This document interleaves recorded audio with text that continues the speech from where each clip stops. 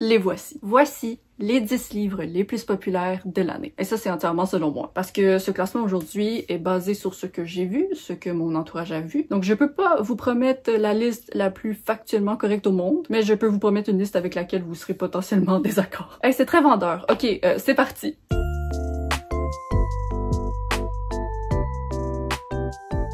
Alors, comme mentionné, c'est tout à fait possible qu'il y ait des titres dans cette vidéo que vous aurez peut-être jamais vu de votre vie. Parce que la popularité des livres, ben, c'est quelque chose qui dépend entièrement de la communauté littéraire qu'on consulte, qu'on visite. Donc, je le répète, vraiment, cette liste est basée sur le petit monde autour de moi. Aussi, j'ai uniquement choisi des livres qui avaient été publiés en 2023. Donc, ça réduit grandement ma sélection parce que si vous jetez un coup d'œil au palmarès en général, ben, c'est rempli de livres qui ont été publiés des années précédentes. Par exemple, Colleen Hoover, Jamais plus et partout. Ce livre est sorti en 2016. Donc voilà, si je faisais ce top 10 sans mettre de limite, ben ce serait vraiment ennuyant parce que ce seraient les mêmes livres à chaque année. Il y aura peut-être des choix un petit peu surprenants cette année, mais je dirais qu'à partir de la 5e position, si ce sont vraiment des livres dont vous avez jamais entendu parler de votre vie, ben je serais surprise. C'est pas impossible, mais je serais très surprise. Donc nous pouvons commencer. Alors pour la 10e position, c'est jamais évident de choisir un titre parce que c'est dur de déterminer la limite entre le livre en 10e position et comme tous les autres succès de l'année. Donc ce que j'ai décidé de faire, c'est de l'utiliser comme une catégorie spéciale pour les succès francophones de l'année. Parce qu'on s'entend que niveau nombre de lecteurs, nombre de notes, de ventes, ben les livres francophones, même s'ils sont des grands succès, ils peuvent pas vraiment rivaliser avec les titres anglophones. Donc c'est ça, je vais vous présenter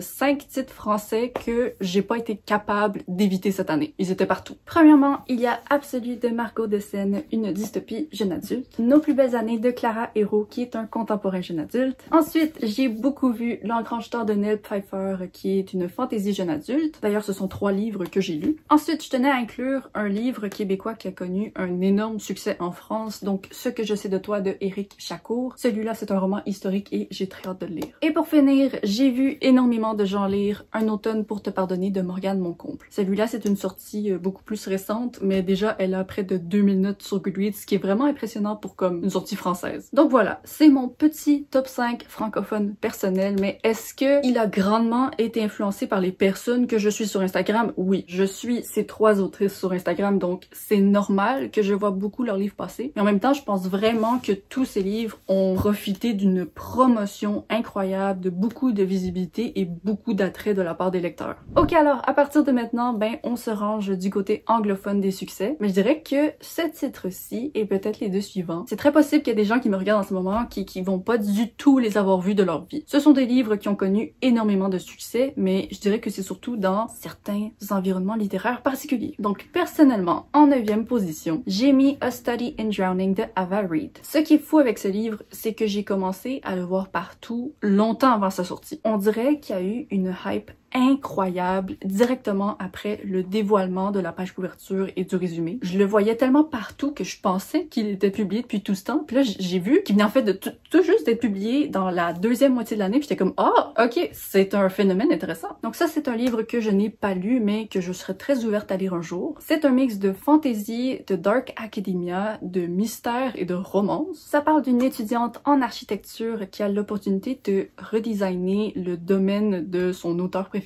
Mais peu de temps après, elle va découvrir qu'il y a un autre étudiant qui s'acharne à prouver que l'auteur en question est une fraude totale. Et notre protagoniste va bientôt découvrir des secrets qui vont changer sa vision du monde. Je trouve ça très intriguant comme résumé et je trouve ça encore plus intriguant en voyant les avis qu'il y a eu jusqu'à présent. Parce qu'on dirait que il y a 2 équipes. Il y a les 5 étoiles absolues que c'est devenu un de leurs livres préférés et ils ont tellement résonné avec les thèmes et l'approche de ce livre. Et il y a juste les 2 étoiles de personnes qui avaient des grandes attentes et qui ont été déçues. Moi, personnellement, même si j'ai vu ce livre partout, ben je connais personne qui l'a lu dans mes amis. Donc, je vais attendre un petit peu. Je vais attendre. Très ouverte pour ce titre, mais je vais pas me mouiller tout de suite. Le prochain livre, je l'ai pas lu, c'est sûr que je lis pas. The Only One Left de Riley Sager. Cet auteur et moi, on ne s'entend pas très bien. Mais tous ses livres reçoivent tellement de visibilité et d'amour que je suis contente pour lui, honnêtement. C'est une très belle carrière. Même si personnellement je suis plus trop intéressée à lire ses livres, ben je suis pas capable d'y échapper. Chaque fois qu'il en sort un nouveau, je le vois partout sur toutes les chaînes booktube anglophones qui parlent de thriller. Ce qui est intéressant, c'est que les avis sont très souvent mitigés, mais la magie de cet auteur, c'est que même si on a été déçu dans le passé, on a toujours envie de lui donner une nouvelle chance parce que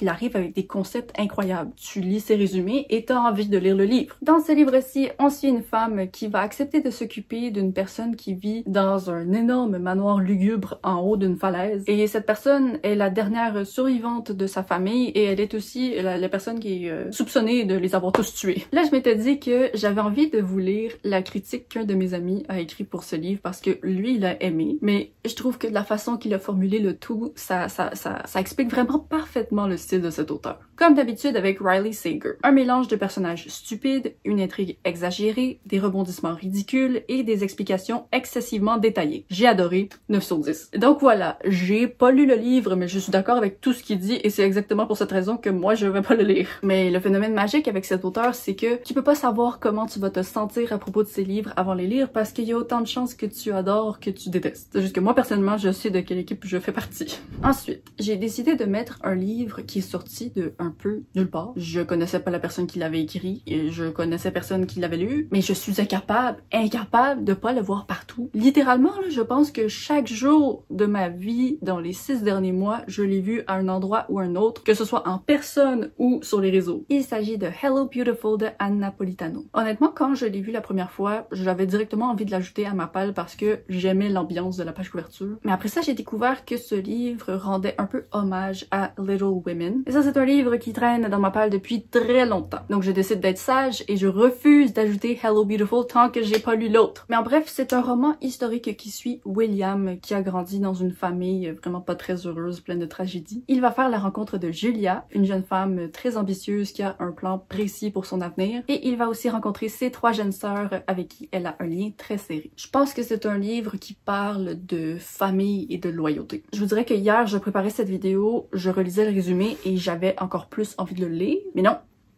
je n'ai pas le droit. Bref, c'est un phénomène étrange parce que je le vois partout. Il est nominé aux Goodreads Awards le temps que cette vidéo sorte. Peut-être qu'il aura gagné ou perdu, je sais pas. Sa moyenne est de 4.20 étoiles sur 5, ce qui est vraiment haut. Et pourtant, il y a personne dans mon entourage qui l'a lu. Pas une seule personne. Donc c'est ça. Je sais pas si vous avez vu ce livre passer, mais moi, il me suit. Il me suit, je pense qu'un jour, je vais le lire. En 6e place, nous avons Love Theoretically de Ali Hazelwood. Est-ce que ce livre serait dans ce classement sans le succès déjà très établi de cette autrice? Je ne pense pas. C'est pas le livre qui a été le plus apprécié ou recommandé autour de moi, mais ça n'empêche pas que je l'ai vu partout, donc niveau popularité, ben, il mérite sa place ici. C'est un livre qui est dans ma palle et que je me réserve pour le mois de février parce que je fais surprenamment partie des personnes qui aiment beaucoup cette autrice. Elle écrit des romances tellement cliché. Faut vraiment mettre de côté une partie de notre esprit critique, mais ces livres me remontent tellement le moral. Celui-ci parle d'une physicienne qui a du mal à subvenir à ses besoins avec son petit salaire. Donc dans ses temps libres, elle offre des services de fausses petites amies pour des hommes qui ont besoin d'aller voir leur famille et d'avoir une copine. Je pense que la romance en question dans ce livre se déroule entre elle et le frère de son client préféré. Ça sonne ridicule, mais je suis prête. Donc clairement, il y a une raison pour laquelle cette autrice a autant de succès.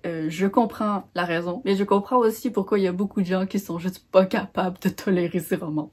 Et maintenant, en 5e place, nous avons Yellowface de R.F. Kuang. Je sais que c'est une liste de livres que j'ai vus partout, mais mon Dieu que j'ai vu ce livre partout. J'ai l'impression que 50% des gens que je suis sur les réseaux ont lu ce livre, y compris moi. Mais c'est parce que je pense qu'on était tous très curieux de découvrir une œuvre qui s'éloignait vraiment de tout ce que l'autrice avait écrit dans le passé. En bref, Yellowface, c'est un roman satirique sur le monde de l'édition qui suit une femme qui va voler le manuscrit d'une autrice asiatique à succès qui meurt dans des circonstances cocasses. Elle, c'est une autrice blanche, mais comme au fil du roman, ben, on voit qu'elle donne un peu l'apparence d'être une autrice asiatique elle-même alors qu'elle ne l'est pas pour que son livre se vende un peu mieux. Il y a beaucoup de commentaires là-dedans sur la culture littéraire, commentaires, sur les critiques, sur le rôle de la race dans le monde de l'édition. Personnellement, c'est un livre que j'ai apprécié, même si j'avoue que je pensais que ça allait plonger plus profondément dans certaines discussions ou même que ça allait parler de choses qui n'ont pas vraiment été discutées là-dedans. En fait, ça paraissait plus comme un livre qui avait été utilisé pour comme ventiler les frustrations personnelles de R.F. Kuang envers ses critiques. Mais ça, c'est quelque chose d'entièrement valide. Elle a le droit d'écrire à propos de ça, là. Et je dirais même qu'elle a doublement le droit de le faire parce qu'elle écrit tellement bien que ses livres sont juste des plaisirs à lire de toute façon. Mais moi, je sais pas à quel point ce livre m'a frappé dans sa direction. Je savais pendant tout le long où est-ce qu'on se dirigeait et j'espérais vraiment que la fin allait me surprendre et ça s'est pas produit. J'ai donné 3 étoiles à ce livre. C'est un livre dont j'ai parlé en profondeur dans un vlog et vraiment il y a beaucoup de pensées à avoir sur ce truc. Donc je vous invite à aller regarder le vlog si c'est pas déjà fait. Mais ouais, sinon je suis tellement curieuse de voir ce sera quoi le prochain livre de R.F. Kuang parce que on s'entend qu'avec ce livre-ci, elle s'est vraiment éloignée de toute la fantaisie qu'elle écrivait avant. Je suis très curieuse et je suis certaine que la prochaine fois qu'elle va publier un livre, ben il se retrouvera encore une fois dans un top 10 de l'année.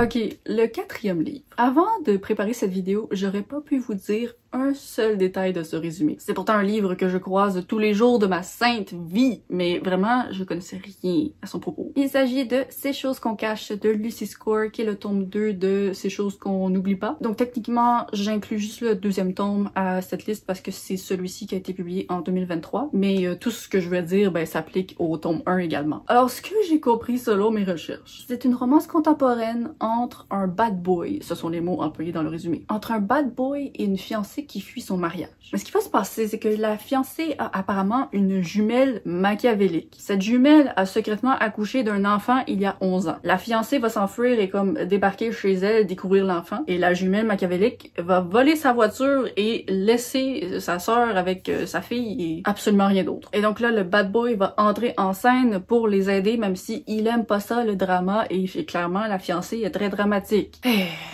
Personnellement, les proches que je connais qui ont lu le livre, ils l'ont tous pas vraiment aimé. Donc personnellement, je vais continuer à m'en tenir éloignée, même si je peux pas vraiment parce que ce livre est partout. J'ouvre Instagram, il est là, je sors dehors, il est sur un mur. Bref, si vous l'avez lu, je serais curieuse de savoir si le récit est aussi étourdissant que son résumé. Mais dans tous les cas, c'est clair que c'est un énorme succès. Je crois que nous en sommes au top 3. Là, je dois vous avouer que pour cette 3e position, j'y suis allée avec un choix qui n'est pas très conventionnel. Parce que quand on compare le nombre de notes sur Goodreads avec celui des autres titres dans la partie supérieure de ce classement, c'est vraiment bas. Genre le livre précédent avait 300 000 notes et celui-ci en a 21 000. Mais pour moi, Un jour de nuit tombée de Samantha Shannon mérite cette 3e place. Je pense que c'est le livre pour lequel j'ai à la fois vu le plus de hype et à la fois le plus d'avis positifs dans mon entourage. C'est le préquel du Prieuré de l'Oranger, mais apparemment on peut lire les deux dans l'autre qu'on veut. C'est une fantaisie qui donne apparemment une grande place aux femmes et je pense qu'il y a une ou plusieurs relations saphiques. Pour cette raison, j'ai toujours eu envie de le lire, mais la raison pour laquelle je ne le fais pas, c'est parce que le livre il fait 1150 pages.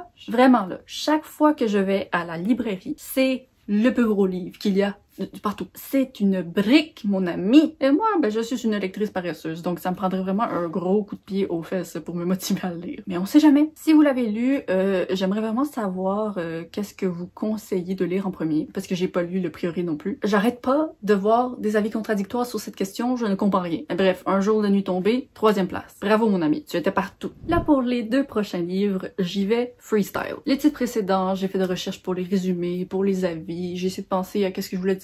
Les 2 prochains livres sont tellement une évidence que je n'ai pas besoin de penser à quoi que ce soit. En 2e place, c'est Happy Place de Emily Henry. Tous les livres de cette autrice ont du succès et à mon avis c'est mérité. Mais même si c'est sa 4e romance contemporaine qui sort, je trouve vraiment que l'engouement qu'il y a eu autour de ce livre était nouveau. C'était d'une ampleur qui touchait celle de Beach Read, le livre qui a tout commencé pour elle. Je me demande si c'est pas parce que c'est un livre qu'on avait tous envie de lire. Ça parle d'un couple qui s'est séparé depuis des mois mais qui l'ont pas encore dit à leurs amis. Et leur groupe d'amis, à chaque été, va dans un chalet pour passer une semaine de vacances et c'est vraiment un merveilleux moment. Et le couple, ils veulent pas dire à leurs amis qu'ils sont séparés parce qu'ils veulent pas gâcher les vacances. Donc ils vont aller là et faire semblant d'être encore ensemble. C'est une situation de fake dating vraiment particulière parce que ben, c'est des sentiments complètement différents quand vous avez déjà été ensemble. Et en plus, tu mêles à ça un groupe d'amis, une ambiance d'été, de vacances. Ah, vraiment, c'est un résumé qui a donné envie à tout le monde, je pense. Malheureusement, personnellement, c'est celui que j'ai le moins aimé d'elle. Ça m'a fait de la peine parce que je voulais vraiment l'aimer. Je l'aimais. C'est un bon 3.5 étoiles pour moi. Mais il y a eu des choix qui ont été faits au niveau de la présentation, de comme l'historique du couple que je n'ai pas aimé du tout. En fait, ça fait en sorte que les premières 250 pages pour moi ne servaient à rien au niveau de mon attachement personnel envers le couple parce que je n'avais pas des informations qu'il me fallait pour que je puisse m'attacher ou m'intéresser à leur scène mignonne. Mais bon, ça a été un énorme coup de cœur pour beaucoup de gens que je connais. Donc c'est clairement pas un livre qui ne mérite pas son succès. Là, pour la première position, vous savez. Vous savez c'est lequel. Parce qu'il n'y a pas une seule version de cet univers où je ne tiens pas dans mes mains Fourth Wing de Rebecca Yarros. Hey, c'est fou, je vois ce livre partout puis je viens de réaliser c'est quoi le nom d'autrice. Ok, donc Fourth Wing de Rebecca Yarros, c'est vraiment la fantaisie de l'année qui est sortie de nulle part, je pense, et a juste comme dominé le marché littéraire. Je pense que les gens ont tout de suite été vraiment partants de découvrir une école de gens qui s'entraînent pour devenir des soldats avec des dragons. Je dois vous avouer, et ça c'est dangereux là, mais je dois vous avouer que personnellement j'ai pas un intérêt particulier pour les dragons. Donc la raison pour laquelle j'ai pas lu ce livre quand il est sorti et que tout le monde le recommandait, c'est parce que moi ça me prend plus que juste le mot dragon dans un résumé pour pouvoir lire un livre. Je sais pas si je suis en train d'offusquer beaucoup de gens en disant ça, mais il faut que je le dise. Et bon, clairement je le tiens entre mes mains, donc je vais le lire. Par contre, par transparence, je pense pas que je vais nécessairement aimer parce que mon copain l'a lu avant moi et il a passé des heures à me faire un rant sur la romance qui était vraiment énervante. Mais bon, c'est un phénomène. On dirait que 95% des gens qui lisent ce livre en tombent immédiatement amoureux. Donc c'est ça, ça fait longtemps, je pense qu'on n'a pas eu un phénomène aussi fulgurant. C'est sûr qu'il y a Colleen Hoover qui a vraiment dominé le marché d'une manière similaire, mais pour de l'imaginaire, ce que ce livre a accompli est vraiment impressionnant. Donc voilà, c'est tout pour le top 10 des livres les plus populaires de l'année. Et là maintenant, c'est le moment où vous pouvez me crier dessus. Vous pouvez me dire « Hey, t'as oublié celui-là, je peux pas croire que t'as pas mentionné lui. » Et savez-vous quoi? Vous avez raison. Mais c'est la liste que je voulais faire, donc c'est celle-là que j'ai faite. Je vous remercie donc d'avoir regardé cette vidéo. J'espère qu'elle vous a plu. N'hésitez pas à vous abonner pour ne pas manquer la prochaine vidéo. Si vous regardez cette vidéo peu après sa sortie, je ne posterai pas la semaine prochaine parce que je prends une petite pause pour Noël. Mais après ça, on revient tous les vendredis à 10h30 pour le Québec et 16h30 pour la France. Bye bye!